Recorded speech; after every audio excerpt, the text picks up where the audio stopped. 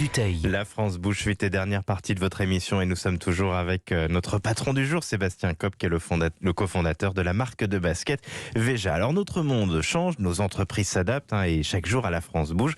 On passe un coup de fil à un dirigeant d'entreprise qui a décidé de placer le capital humain au cœur de ses préoccupations. Bonjour Hugo Perrier. Bonjour. Vous êtes le DRH de Cheers. Cheers, c'est une start-up de 150 salariés. Vous faites de l'impression photo. Le produit est directement commandé via notre téléphone. Vous existez depuis 7-8 ans, depuis 2012.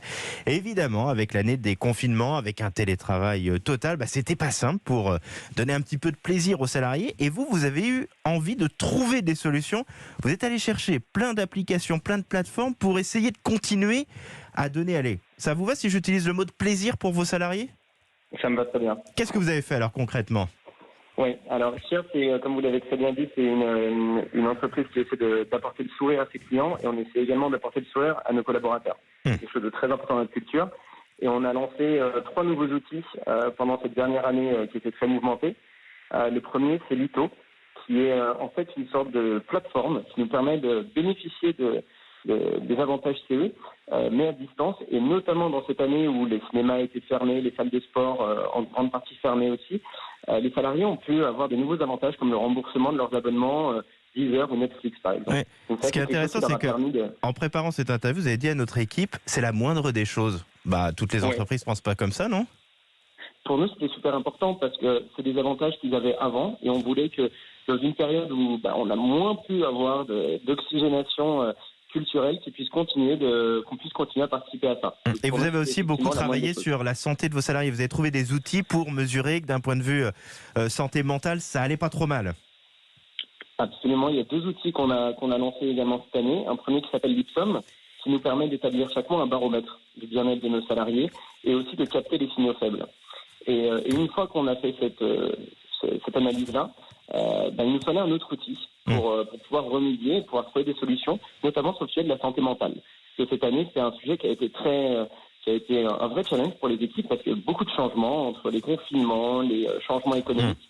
Et on a choisi la solution TIL, qui est en fait une application qui est prise en charge intégralement par la société, donc par nos Cheers, et mise à disposition de nos salariés. L'objectif de cette application, c'est aider le salarié à être très bien dans sa santé mentale. Donc il commence par un check-up. Il fait un petit check-up sur l'application, sur plein de critères, son stress, la qualité de ses relations, son estime de soi. Et ça vous a permis comme ça d'être quasiment au contact et de personnaliser les solutions pour vos salariés. Un grand merci Hugo Perrier. Je rappelle que vous êtes le DRH de Cheers chez Veja. Vous avez utilisé des applications aussi comme ça ou c'était un peu à l'humain et au one-to-one ? Alors nous, on est assez low-tech dans notre façon de faire avec les équipes. Mais c'est vrai qu'on a profité de cette année pour remettre les compteurs à zéro et aller beaucoup plus loin, dans le sens où, par exemple, on a installé depuis 8 mois le congé paternité, 3 mois de congé paternité, et on a donné bien sûr 1 mois en plus aux femmes en congé maternité. On trouve que, et le monsieur a tout à fait raison, c'est le bonheur des salariés, c'est le bonheur de l'entreprise, c'est le fonctionnement de l'entreprise. Ça paraît pas évident pour tout le monde. Pour nous, ça l'est depuis le début. On essaie de faire un endroit où les gens se sentent heureux, épanouis.